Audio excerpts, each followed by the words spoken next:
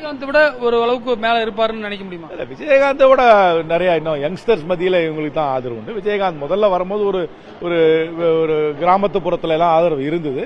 ஆனா அவரும் அப்புறமேல் கூட்டணி வச்சு தான் அவரும் சீட்டு அவருக்கு வந்துச்சு. தனியா ஒன்னும் சீட்டு பெருசா வரல. அந்த கட்சி இப்ப வேற நிலைமையில இருக்காங்க இப்போ. ஆனா இவருக்கு வந்து இளைஞர்கள் மத்தியில குறிப்பா 40 வயசுக்கு கீழே இருக்கவங்க கிட்ட ஒரு எந்தூசியாசம் இருக்கு. ஆனா அதுவே இந்த ஆதரவே வாக்கா மாறி, வாக்கே சீட்டா மாறி, சீட்டு வந்து அதிகாரமா மாறுறதுன்றது ஒரு பெரிய ப்ராசஸ். அந்த ப்ராசஸ்க்கு அவங்க தயார். விஜயகாந்த் விட ஒரு அளவுக்கு மேல இருப்பாருன்னு நினைக்க முடியுமா? இல்ல, விஜயகாந்தை விட நிறைய இன்னும் யங்ஸ்டர்ஸ் மத்தியில இவங்களுக்கு தான் ஆதரவு உண்டு. விஜயகாந்த் முதல்ல வரும்போது ஒரு ஒரு ஒரு கிராமத்துப்புறத்துல எல்லாம் ஆதரவு இருந்தது. ஆனா அவரும் அப்புறமேல் கூட்டணி வச்சு தான் அவரும் சீட்டு அவருக்கு வந்துச்சு. தனியா ஒன்னும் சீட்டு பெருசா வரல.